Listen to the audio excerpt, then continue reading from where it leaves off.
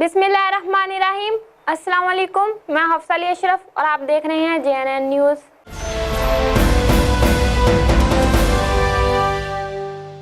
Liaquatpur police ने चोरी और डकैती की वारदातें करने वाले गैंग को गिरफ्तार कर लिया। ट्रैक्टर, ट्राली और मोटरसाइकिलें बरामद।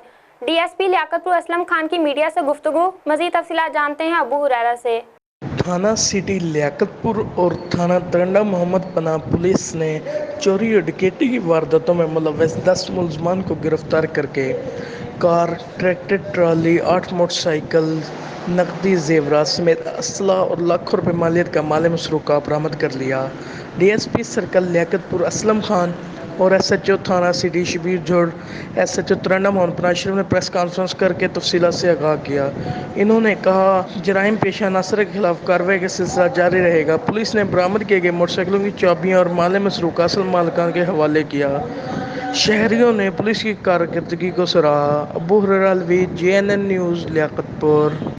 बहुत शुक्रिया अबू हुरैरा तफसीलात से आगाह करने के लिए। मज़ीद खबरों के लिए देखते रहिए JNN news. You watching JNN News Network. For more news, subscribe Our channel press the bell icon and don't forget the comments. thank you.